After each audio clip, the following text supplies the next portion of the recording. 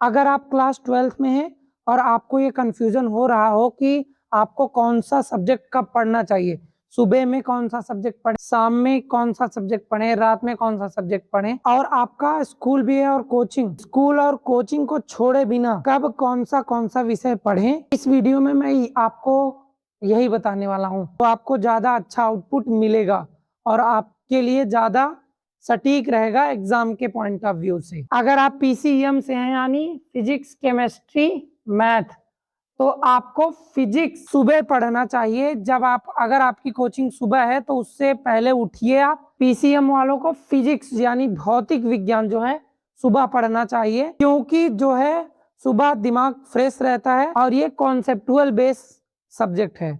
इसमें कॉन्सेप्ट्स भी हैं, न्यूमेरिकल्स भी हैं और डेरिवेशन भी हैं। आपका जिस टाइम में सबसे अधिक फ्रेश माइंड रहे उस टाइम पे फिजिक्स पढ़ना चाहिए या तो मैथ पढ़ना चाहिए। अपने जो है टॉपिक और सिलेबस की डिमांड के हिसाब से जो टॉपिक आपको कठिन लग रहा हो वही आपको पढ़ना चाहिए सुबह के समय में। फ्लेक्सिबल रखो अपने जो है सभी पढ़ने के क्रम को। फ्लेक्सिबल मतलब कि सुबह आपने केमिस्ट्री का कोई जैसे ऑर्गेनिक और इनऑर्गेनिक में से जो आपको सटीक लगे कि भाई नहीं ये मेरे लिए कठिन पड़ रहा है, आप उसे सुबह करना शुरू कर दो, क्योंकि सुबह जो है फ्रेश माइंड रहता है।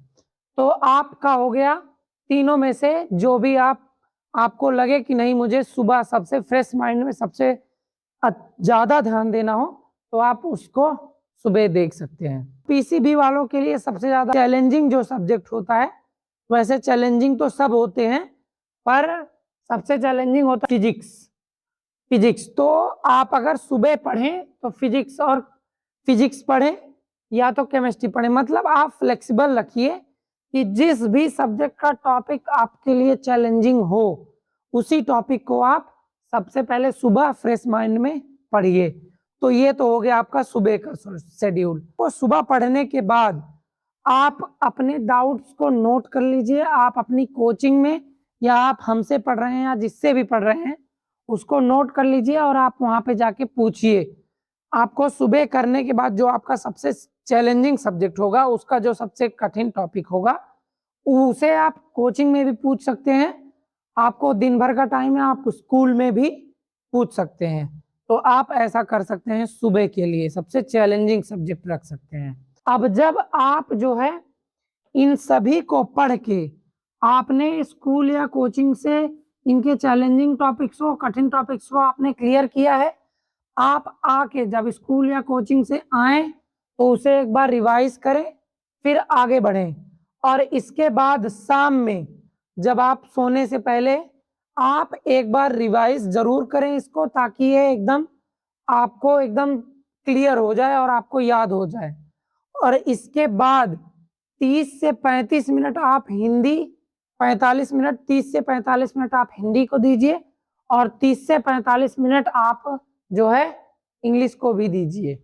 एक हालांकि ये ज़्यादा तो नहीं है, लेकिन अभी जो है साल का शुरुआत है तो आप इतना देंगे हिंदी और इंग्लिश को तो ये पर्याप्त रहेगा। 1 घंटा भी दे सकते हैं, पर हाँ इतना कहूँगा कि आप हिंदी और इंग्लिश को आप छोड़ नहीं सकते, क्योंकि आपकी रैंक जो बनती है, आपका परसेंटेज जो बनता है, हिंदी और इंग्लिश ही बना के लाते हैं, वही बूस्ट कराते हैं, क्योंकि इनमें लो एफर्ट में भी ज़्यादा नंबर लाया जाता है। तो ये हो गया आपका जो है कब कौन सा विषय पढ़ें।